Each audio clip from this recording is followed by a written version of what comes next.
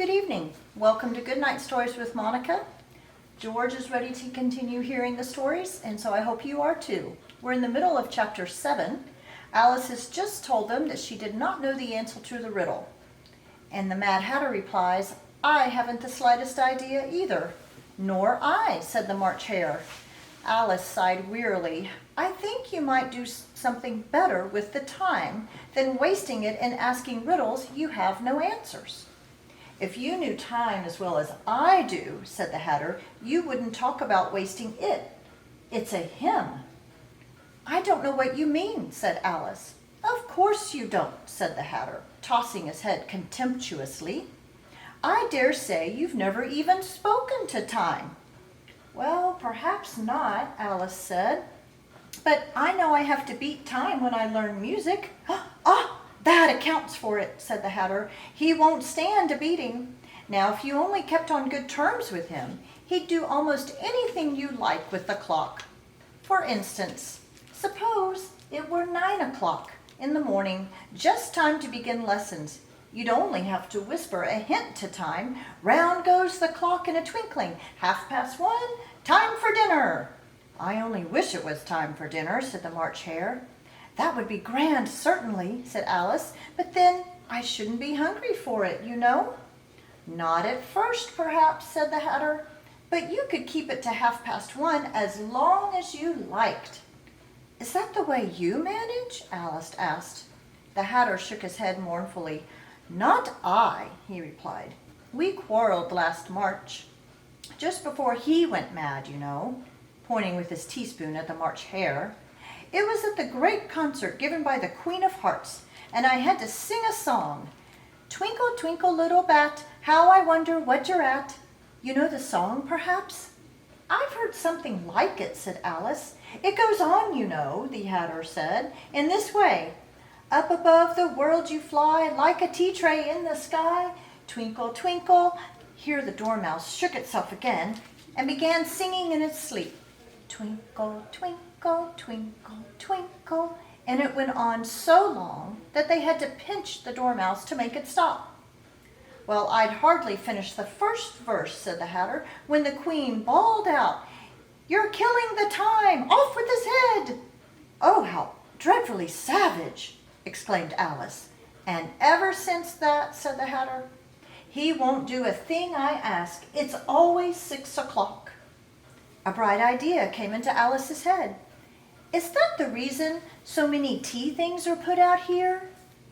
"Yes, that's it," said the Hatter.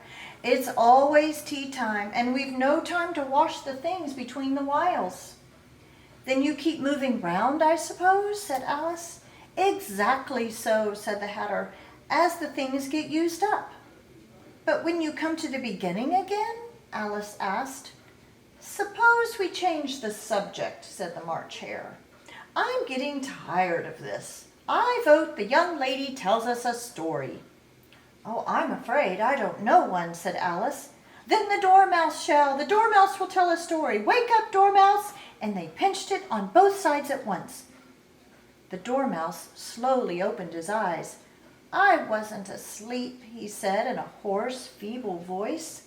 "I heard every word you fellows were saying." "Tell us a story," said the March Hare. "Oh, yes, please do," said Alice.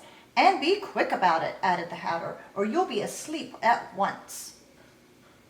"Once upon a time," said the Dormouse, "there were 3 little sisters, and their names were Elsie, Lacie, and Tilly, and they lived at the bottom of a well." "What did they live on?" asked Alice, who always took a great interest in questions of eating and drinking. "They lived on a treacle," said the Dormouse. "They couldn't have done that, you know," said Alice. "They'd have been ill." "Oh, so they were," said the Dormouse. "Very ill." Alice tried a little fancy to herself what such an extraordinary way of living would be like, but it puzzled her too much, so she went on. Why did they live at the bottom of a well?" "Take some more tea," the March Hare said. "I haven't had any yet," Alice replied, "so I can't take more." "You mean you can't take less," said the Hare. "It's very easy to take more than nothing." Nobody asked your opinion, said Alice. Who's making personal remarks now? Said the Hatter triumphantly.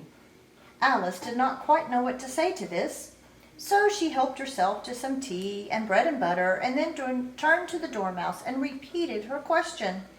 Why did they live at the bottom of the well? The Dormouse again took a minute or two to think about it and said, It was a treacle well. There's no such thing, Alice was beginning very angrily, but the Hatter and the March Hare said, Shh, shh. If you can't be civil, you'd better finish the story for yourself, said the Dormouse. No, no, please go on, Alice said. I won't interrupt you again. I dare say there may be one. One indeed, said the Dormouse. However, he consented to go on. And so these three little sisters, they were learning to draw, you know. Oh, what did they draw? Asked Alice. Treacle, said the Dormouse, without considering it all this time. I would like a clean cup, interrupted the Hatter. Let's all move places one. He moved on as he spoke, and the Dormouse followed him. The March Hare moved into the Dormouse's place, and Alice rather unwillingly took the place of the March Hare. The Hatter was the only one who got any advantage from the change, and Alice was a good deal worse off than before, as the March Hare had just upset the milk jug onto his plate. Alice did not wish to offend the Dormouse again, so she began very cautiously. But I don't understand. Where did they draw the treacle from? You can draw water out of a water well, said the Hatter, so I should think you could draw treacle out of a treacle well. But they were in the well, Alice said to the Dormouse, not choosing to notice his last remark. Well, of course they were, said the Dormouse. Well in. This answer so confused poor Alice that she let the Dormouse go on for some time without interrupting. They were learning to draw, the Dormouse went on, yawning and rubbing its eyes, for it was getting very sleepy. And they drew all manner of things, everything that begins with an M. Why an M? Said Alice. Why not? Said the March Hare. Alice was silent. The Dormouse had closed its eyes by this time and was going off into a doze, but on being pinched by the Hatter, it woke up again with a little shriek and went on. That begins with an M, such as mouse traps, and the moon, and memory, and muchness. You know, you say things are much of muchness. Did you ever see such a thing as a drawing of muchness? Really? Now you ask me, said Alice, very much confused. I don't think... Well, then you shouldn't talk, said the Hatter. This piece of rudeness was more than Alice could bear. She got up in great disgust and walked off. The Dormouse fell asleep instantly, and neither of the others took the least notice of her going, though she looked back once or twice, half hoping they would call after her. The last time she saw them, they were trying to put the Dormouse into the teapot. At any rate, I'll never go there again, said Alice as she picked her way through the wood. That's the stupidest tea party I ever was at in all my life. Just as she said this, she noticed that one of the trees had a door leading right into it. Well, that's very curious, she thought, but everything's curious today. I think I may as well go in at once.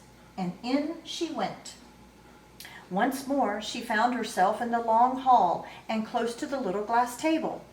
Now I'll manage better this time, she said to herself, and began by taking the little golden key and unlocking the door that led into the garden. Then she set to work nibbling at the mushroom. She had kept a piece of it in her pocket, till she was about a foot high. Then she walked down the little passage, and then she found herself at last in the beautiful garden among the bright flower beds and the cool fountains. Chapter 8. The Queen's Croquet Ground. A large rose tree stood near the entrance of the garden. The roses growing on it were white, but there were 3 gardeners at it, busily painting them red.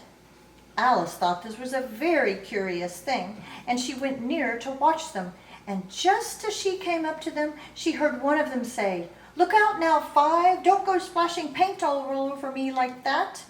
I couldn't help it, said 5 in a sulky tone. 7 jogged my elbow. On which 7 looked up and said, That's right, 5, always lay the blame on others. You'd better not talk, said 5. I heard the Queen say only yesterday you deserve to be beheaded. What for, said the one who had spoken first. That's none of your business. 2, said 7. Yes, it is his business. 5, and I'll tell him it was for bringing the cooked tulip roots instead of onions.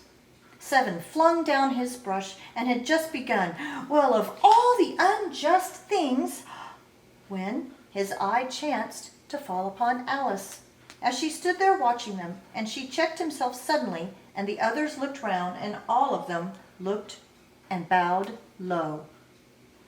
And we will stop there for tonight. Join us again tomorrow night for more of chapter 8. Thank you and good night.